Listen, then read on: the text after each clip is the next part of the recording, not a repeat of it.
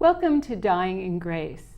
This is a program designed to explore all aspects of death and dying, of wellness and living, in order for us to reintegrate death as part of the life cycle, to take it out of the idea of a medical event and put it as part of a life event, something that teaches us something, but something we will all experience. My name is Arlene Stepputat, and each week I bring a special guest who has a unique perspective or story or experience to share with us about their unique experience of living and dying. And so tonight I'm happy to welcome my guest, Ken Baxter. Thank you so much for being part of tonight's show. Thank you. I wasn't nervous until you started filming. Oh, well. So no need to be nervous. These are our friends out there. Okay. So let's start a little bit with you and your story. So tell us about your family experience and what your unique story is that happened when you were born, yes? Well, I was born a person with a bleeding disorder called hemophilia. Hemophilia is a genetic disorder that causes internal bleeding. And that internal bleeding causes damage to the joints, and it causes a lot of problems. And growing up, I had to stop that bleeding through blood transfusions or plasma. So let me just ask you a question. So when did your family first discover that you had hemophilia? Did they discover that as an infant, or were you a little bit older, or they take your blood sample when you're a kid, right? I mean, as soon as you're an infant to type you, right? Did they find it then? I was an infant, and circumcision was an issue. The healing from that, there was a lot of bleeding and then bruising. So they found early, out pretty quick. Yeah. Okay, and I'm considered a severe hemophiliac, so there was a lot more bleeding than normal. Yeah. And so you just, I know we don't want to spend the whole thing about hemophilia, but I think the common view of hemophilia is if you just get a cut, that's it, you're going to bleed out and die. And when you're talking about internal bleeding, that's most people misunderstand the disease. Is that accurate? Yeah, hemophilia usually, you're not going to bleed to death from a cut because platelets are usually working pretty good for you, but internal bleeding into the head and into the joints could be an issue. Head bleeds can kill a hemophiliac. The average lifespan for a hemophiliac in the 60s, I think, was 30-something. So internal bleeding is the biggest problem, especially in joints. It's very painful and damages, it suffocates the cartilage. And so it causes a lot of damage. And then the treatment for hemophilia has changed over the years. It started out with whole blood, it went to plasma. So hemophiliacs were depended on people donating blood. And so we used a lot of blood in the early days. So how did having such a diagnosis impact you and your family growing up?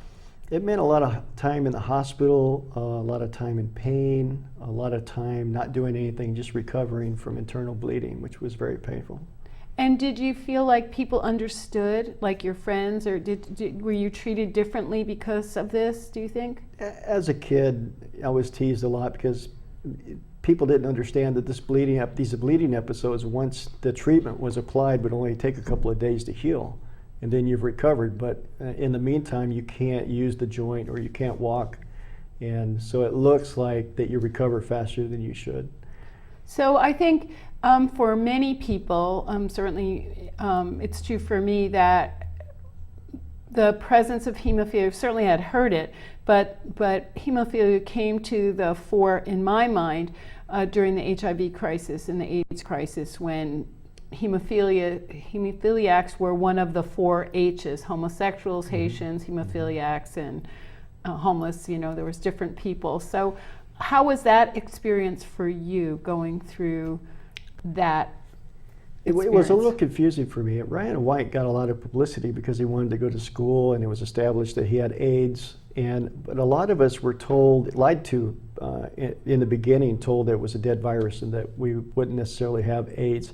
It wasn't until the 90s that I was definitely sure that it was going to kill me, and that it was killing the people around me, that the products that we had used actually had AIDS in it, and that thousands of people were dying. So when you have your disease, how much blood products did you have to use, say, in a year? Did it depend on an injury that happened, or could you plan on, oh, I have to do X amount of transfusions per year? Just what was that like? Treatments changed over the years. Earlier in the early days, it was go to the ER when you couldn't stand the pain anymore. And so you would wait until the bleed got to the point where you just couldn't use the joint, couldn't take the pain. And then later on, it developed into preventative maintenance, where that you would infuse before you had a bleed. So what I'm understanding is that you could you sense that you were bleeding? Like, did you know that you might have an internal bleed and you just wait until it was excruciating and then you'd have to go? Yeah, that was the routine, because you knew that you could be in the ER for 12 hours before you actually got treated. And so as a kid, you would tend to avoid going to the ER if you could help it. So I would play outside, or I would do whatever I could until I couldn't take the pain anymore. And then I knew that it'd be about 3-day recovery time. Yeah. Wow. Mm-hmm. Wow. And so during the AIDS crisis, when blood was being used a lot, tell me more about the story about tainted blood and how that, how your awareness of being promised blood that was tested. I think many of us are aware that that was not the case, that many people got infected with bad blood. But tell us a little bit about your own history. Well, what happened was, I found out a little bit at a time, but other hemophiliacs who were doing the research and very angry about about people dying, and they were suggesting that the products weren't safe and that the manufacturers knew it. And I didn't believe that for a long time, but I just was more concerned. What drew me in was that people were dying. I knew that they were dying from the products, and I thought it was an accident to begin with. And most of my concern was centered around being there for people that were dying. By the time that I was really sure that I could possibly die, I mean, the idea of having HIV wasn't a big deal for me. And why not? Because at that time, in that age, having HIV was a death sentence. Yeah, because I was pretty suicidal at that age. I dealt with a lot of physical and emotional pain. And so my perspective was, I don't have to do it myself. There's going to be a freedom in dying if I could just get it over with. That was my attitude. And so there wasn't a lot of fear of AIDS. The social stigma was probably the biggest fear, but I didn't focus a lot on that. So what I found myself focusing on was other people that I saw who wanted to live, who were scratching at staying alive. Everything in them wanted to live. And not only they had to deal with the social stigma, but they had to deal with the fear of death, which is just absolutely terrible. But for you, seeing other people wanting their lives so dramatically shifted your own perspective on what being alive was about, if I'm understanding, because up till now you were ready to be done. In the early days, I still was pretty ready to go. I was willing to die whenever HIV decided that it needed to. I just anticipated 1 or 2 years to live. That was my perspective. How did that change the way you lived if you thought you only had a year or two? Were you more reckless? Did you do things you always wanted to do? I mean, did you not care so much because you thought, Well, there was a mixture of things that went on with me. I ended up getting into a relationship and having children, and that turned out okay. Okay. And then we broke up, so I didn't get to see my kids all the time. So part of me was still more, any time that I had to deal with a lot of stress in my life and things weren't like I expected them to be, I got less attached to the idea of living. It wasn't exciting to be alive, but it was. And I didn't want to deal with the fear too. So I thought, well, I got 2 years to live. What's the most important thing in my life? And that would be honoring the people that I saw suffer and being there for my children. So that's what I focused on. And that, here we are many, many years later. So that change in perspective has served all of us very well because you're here. I'm still here, so for some reason. And in fact, today is my grandson's 11th birthday. And that's my oldest grandchild. I have 7 grandkids, so it's amazing that I'm a grandfather, that I live to be a grandfather. Right. And as soon as I say that, I think there's a twinge, because I think about all the guys that I knew that died in their 20s, and I really don't understand why and this is how I deal with death. I mean, death for me has always been almost an invitation for relief. At the same time, when I'm holding my grandbaby, or if I'm really enjoying life, the fear tries to set in. Mm-hmm. But my go-to is it's a relief, and it's become a defense mechanism. Well, that's a good awareness on your part. Yeah. That you're. I'm a lot more attached to life than I like to think I am. Ah. That's really the otherwise I don't think I would have survived this long. Because I really appreciate a lot of things. I appreciate all my grandchildren. I love my daughters so much. I have twin daughters. That just turned 28, and I really love them. I love being able to be there for them, and for a long time I thought 2 years was going to be it. So things. I was having experiences like watching kids die, like this one little boy named Rocky Alvarez, being there for him when he wasn't much older than my children. So And how old was Rocky when he died? he was 9 years old, and I was with him when he died, and he had AIDS his whole life, and at the end he didn't even know he had HIV until the end. And I happened to be in the position where I could donate my time with him and encourage him to let it be okay that he was HIV positive, to take the perspective that if people are going to be friends or not friends with him, that it was a privilege to be his friend, and that I saw it as a privilege, and that he was a wonderful person. So he was, even at age 9, was stigmatized by Yes. the schools, and was he allowed to go to school? He was allowed to go to school, but he was very afraid of what people thought once he found out. Wow. And his death was slow and painful. And So how were you able to hold a peace inside of yourself to be with him? Because certainly sounds like it was slow, it was hard, but you were there for him. How did you summon the courage to sit with him? I had a system of dealing with pain and the idea of dying.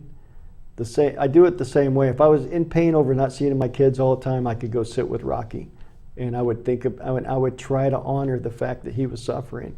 And I know that I could be there for him, and in that process, I could alleviate some of my own pain. I also protested against one of the pharmaceutical companies. Once I was really convinced that they had a product made from blood that had AIDS in it, and they went ahead and sold it for 2 or 3 years before, knowing that it was going to kill people. So once I was convinced of that gave me another focus. I can take whatever pain I'm in and frustration with life or whatever, feeling like I'm going to make a difference. If I only got 2 years to live, I want to be there loving on my daughters, I was going to their grade school doing volunteer work. Then I bought an ambulance. I painted myself red. I became a marketing tool for the suffering of the people that I witnessed, over 70 people that I knew, and I probably, I was acquaintances with over 100 people, and I just watched so many people. What struck me over and over again was just the fear of death that I didn't have. I mean, I have it, but it's not intense like it is. It was with the people I watch, and it motivated me to want to do something. With the 2 years I thought I had left, and then next thing you know, there's 2 more years and 2 more years, and I'm still here. So what am I going to do with it? Well, it's turned into a crusade for 10 years of protesting against a pharmaceutical company. That's where I put the energy. Volunteering at my children's school, making sure, trying to guide them as much as possible. And then once they turned 18, it turned into. I heard that there was going to be a memorial. I stopped protesting, and I understood that there was going to be a memorial to honor over 8,000 dead people, hemophiliacs in this country. Yeah. So let's back up a tiny bit, because there's quite a lot that you have said there. Yeah.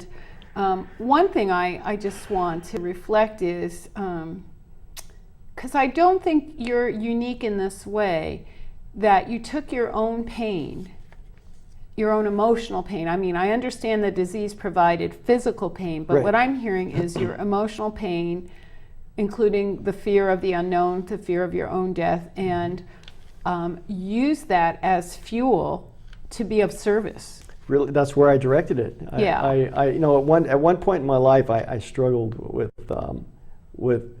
I could try to kill the pain in alcohol or drugs, or I could be available to the people that care about me, and I chose to be available to the people that care about me, and tried to take life straight up, and for how many ever years I have left, and which I took them about 2 at a time, and in fact the time alive ended up being so long that I was surprised and kind of shocked with some of my career choices, you know, my more volunteer work than actual career action.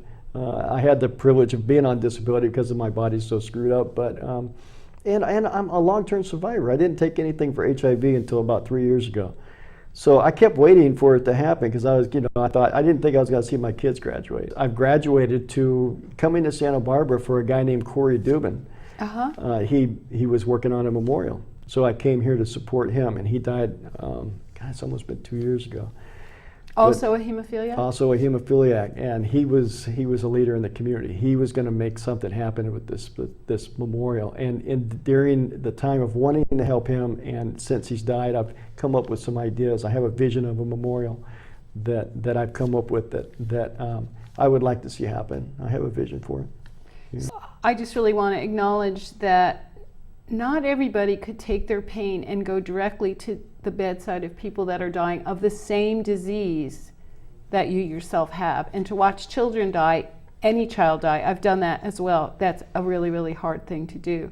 And then you took that same upset or that same emotion and then started into a protest to bring awareness. And as I recall, having lived through the AIDS epidemic, you'd hear the occasional story, like certainly Ryan White. I had never heard of Ricky Alvarez, but I think you said there was a law passed on his behalf. Rocky Alvarez was the boy that I sat with when he died. Ricky Ray was. Oh, Ricky Ray. They had a bill which was a government's apology for letting this bad blood product get through the national blood supply. The business of blood has been something that I've talked a lot about. I talk about people being bloodwise and understanding that blood is a business, and that paid donors are risky, and that it costs money to test for AIDS, and the consequences of not testing all the blood that, say, the Red Cross gets.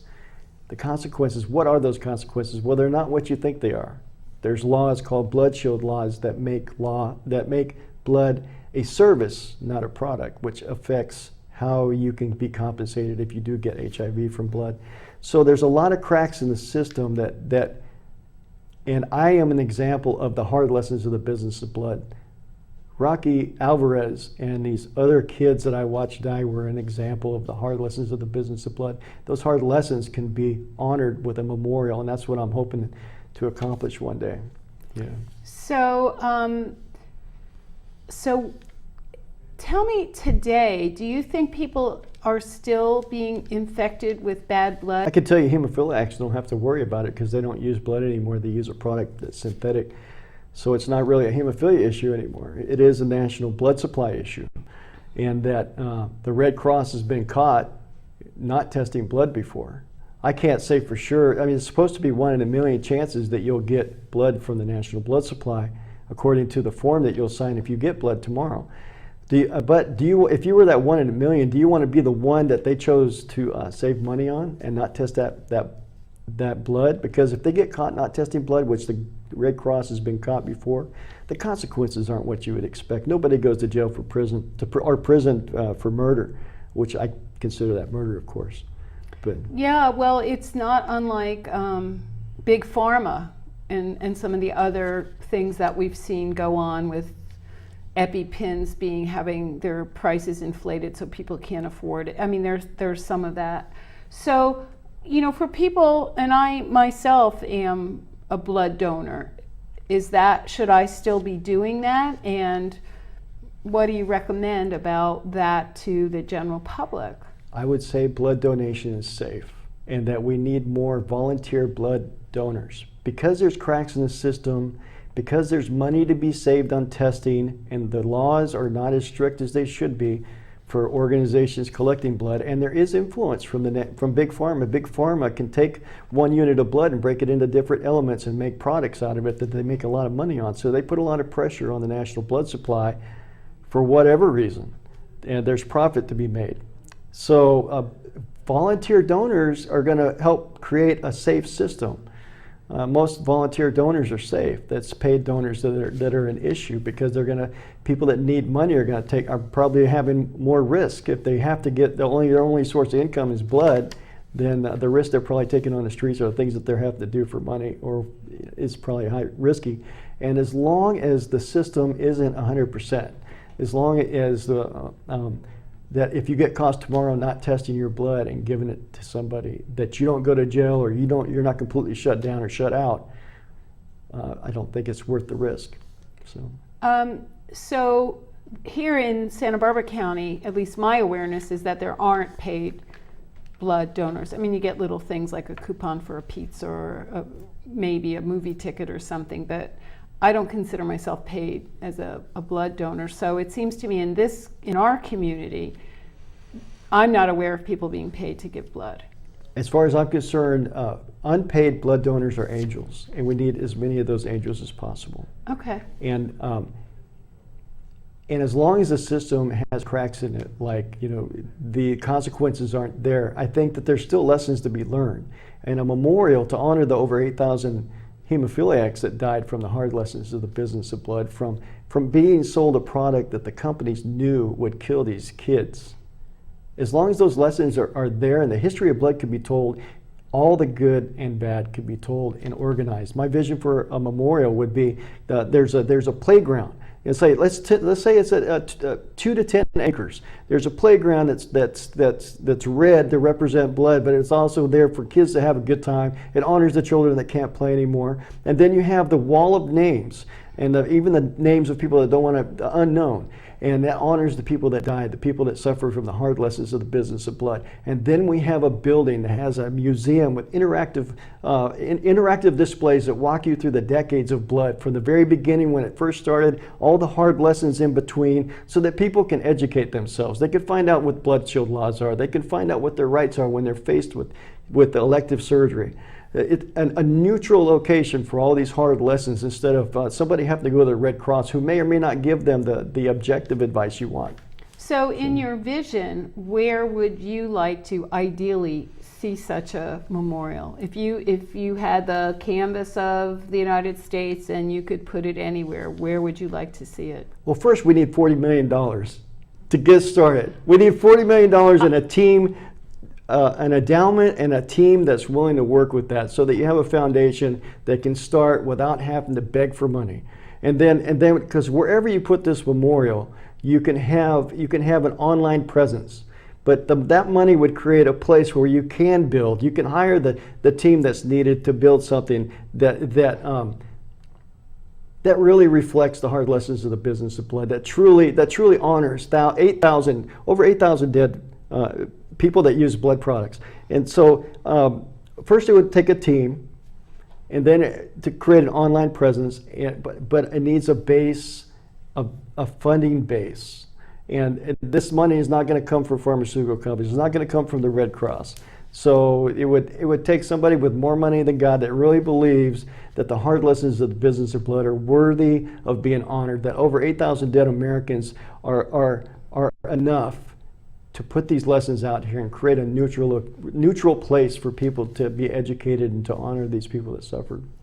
Well, if people were interested, somebody watching this that had more money than God, or just was touched by a life that was lost due to bad blood, or knew somebody, could they be in touch with you? Do you have a contact that they could be in touch with?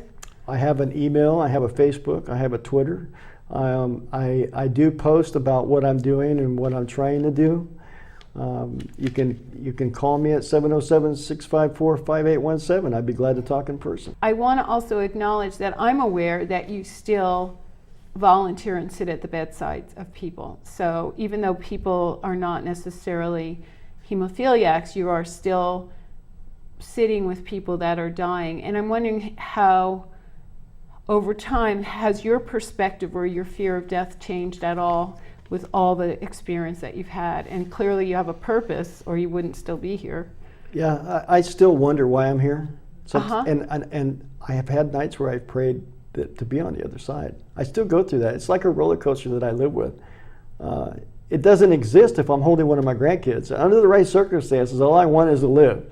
But when I'm struggling with everyday life, it's tough. So being at the bedsides of people who are struggling and really want to live inspires me, and it also reminds me of what's important in my life. So. Well, that's an extraordinary. I think it mimics what a lot of us live with at some time. I think we've all had those moments, like we ask ourselves, what am I doing here, or why am I still here? And I hear that from patients that I'm aware of are dying. But I also think it's the beauty, you say, is there's things in our lives that encourage us to live and be attached and joyful, and it's all really important. So I just really want to thank you for sharing your story. It was really unique, and it's really essence of service. So we have this book of Living Love to remember the names of someone or some ones who have live in your heart but are not here present. And so that's an important thing. Okay. And I want to thank you, Ken, for sharing your story with such passion.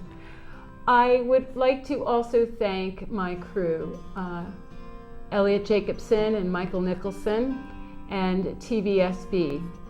And for our viewers, if you would like to see past editions of Dying in Grace, you can go to our YouTube station, Dying in Grace, or you can watch it on the website, www.dyingingrace.com. You can follow us on Twitter, and we do Facebook Live. Thank you so much.